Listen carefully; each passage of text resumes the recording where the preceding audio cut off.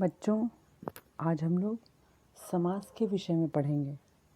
समास क्या है, समास किसे कहते हैं, समास कितने प्रकार का होता है और इनका व्याकरणिक महत्व क्या है। तो आइए इन सभी बिंदुओं पर चर्चा करते हैं।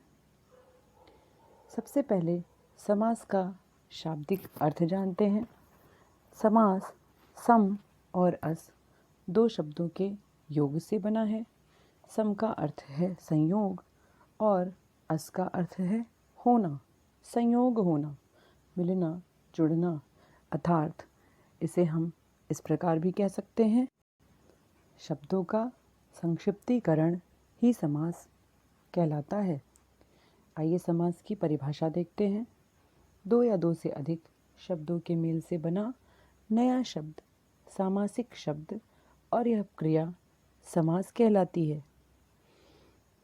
अब इसे एक उदाहरण से समझते हैं। हस्तलिखित जो एक समस्त पद है। समस्त पद क्या है? समास के नियमों से बना नया शब्द समस्त पद या सामासिक शब्द कहलाता है। इस समस्त पद में दो पद हैं, पूर्व पद और उत्तर पद। पूर्व पद वह जो पहला पद होता है, उत्तर पद वह जो बाद में आता है। तो यहाँ पर पूर्व पद हस्त है और लिखित उत्तर पद है।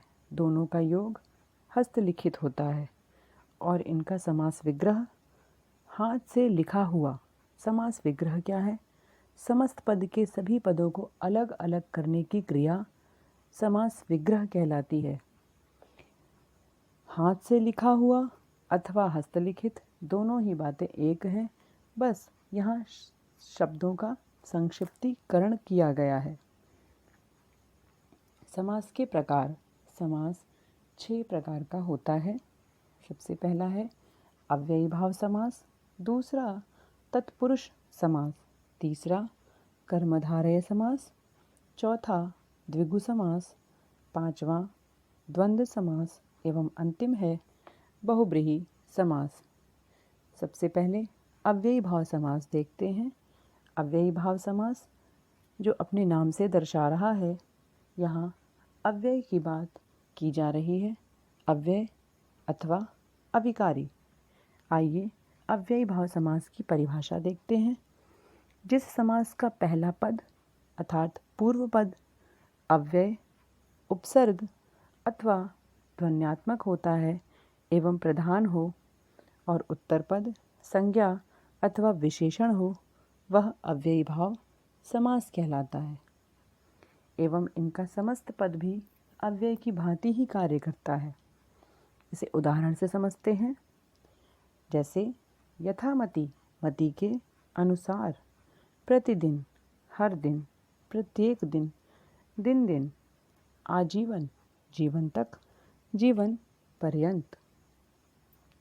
अब तत्पुरुष समास, इसकी परिभाषा देखते हैं। जिस समास में बाद का अथवा उत्तर पद प्रधान हो तथा दोनों पदों के बीच का कारक चिन्ह लुप्त हो जाए, वह तत्पुरुष समास कहलाता है। कहने का तात्पर्य है जिसका पूर्व पद संज्ञा एवं उत्तर पद संज्ञा और प्रधान हो, वह समास तत्पुरुष समास होता है। और इनकी सबसे बड़ी पहचान, इनमें कारक चिन्हों का अथवा विभक्तियों का लोप होता है। इस आधार पर इसके 6 भेद किए गए हैं। पहला है कर्म तत्पुरुष समास, दूसरा करण तत्पुरुष समास, तीसरा संप्रदान तत्पुरुष समास, चौथा अपादान तत्पुरुष समास, पांचवा संबंध तत्पुरुष समास एवं अंतिम है अधिकरण तत्पुरुष समास। आइए इसे उदाहरण से समझते हैं। जैसे यश प्राप्त, यश को प्राप्त। इसमें कर्म कारक की विभक्ति को का लोप हुआ है, इसलिए यह कर्म तत्पुरुष समास है। और उदाहरण गगनचुंबी, गगन को चूमने वाला। दूसरा करण तत्पुरुष समास, जैसे प्रेमातुर, प्रेम से आतुर, भय से आकुल अथवा भयाकुल। तीसरा है सत्याग्रह, सत्य के लिए आग्रह। यह संप्रदान तत्पुरुष समास का उदाहरण है। अथवा प्रयोगशाला, प्रयोग के लिए शाला। अपादान तत्पुरुष समास, देश से निकाला, देश निकाला। अथवा पदच्युत, पद से च्युत। संबंध तत्पुरुष समास, भारत रत्न, भारत का रत्न। राजकुमार, राजा का कुमार। जलमग्न, जल में मग्न। अधिकरण तत्पुरुष समास। इस प्रकार हम देख रहे हैं कि विभक्ति चिन्हों का लोप होने से तत्पुरुष समास का निर्माण होता है। अब आइए कर्मधारय समास की ओर बढ़ते हैं। कर्मधारय समास की परिभाषा इस प्रकार होगी, जिस समस्त पद का उत्तर पद प्रधान हो तथा पूर्व पद व उत्तर पद में उपमान उपमेय अथवा विशेषण विशेष्य का संबंध हो, कर्मधारय समास कहलाता है। इसे ऐसे समझते हैं, पूर्व पद में विशेषण अथवा उपमान हो तथा उत्तर पद में विशेष्य अथवा उपमेय हो वह कर्मधारय समास कहलाता है एवं उत्तर पद की ही प्रधानता भी होती है। आइए उदाहरण से समझते हैं। जैसे महात्मा, महान है जो आत्मा। यहाँ आत्मा की विशेषता है कि वह महान है। वृषभ कंध, वृषभ के समान कंध। कंध किसके समान है? वृषभ के समान है। चंद्रमुख, मुख कैसा है? चंद्रमा के समान है। इस प्रकार यह उपमेय उपमान का उदाहरण हुआ और यह कर्मधारय समास हुआ। द्विगु समास, द्विगु समास, आइए इसकी परिभाषा देखते हैं। जिस समस्त पद का पूर्व पद संख्यावाची विशेषण हो एवं प्रधान भी हो और उत्तर पद विशेष्य हो और दोनों मिलकर किसी समूह की जानकारी देते हों तो वह द्विगु समास कहलाता है। जैसे त्रिफला, तीन फलों का समूह। त्रिलोक, तीन लोकों का समूह। चौराहा, चार राहों का समूह। आइए द्वंद्व समास देखते हैं। इसकी परिभाषा देखते हैं।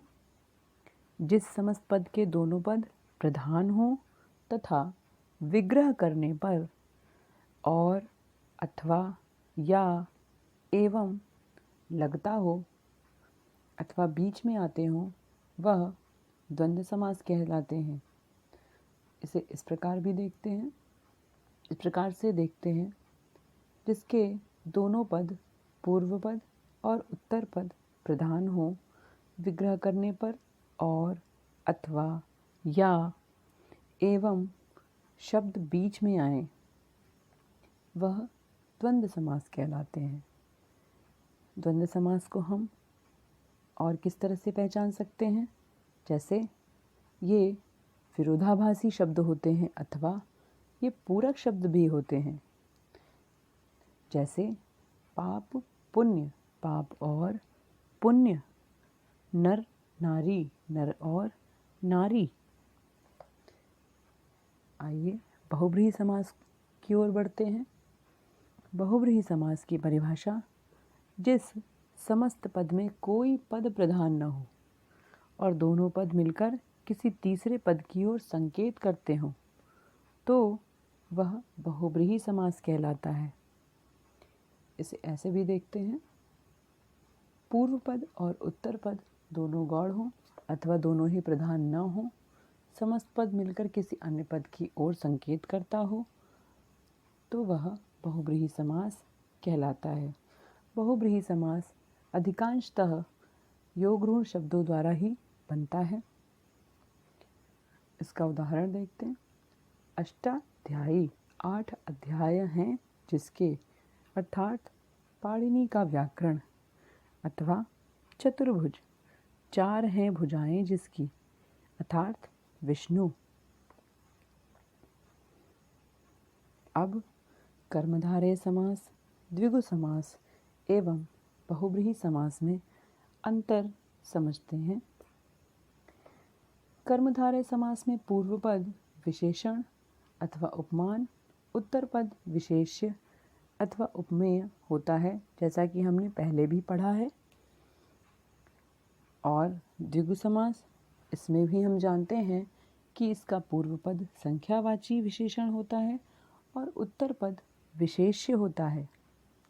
और बहुब्रीहि समास में समस्त पद मिलकर किसी अन्य पद की ओर संकेत करते हैं।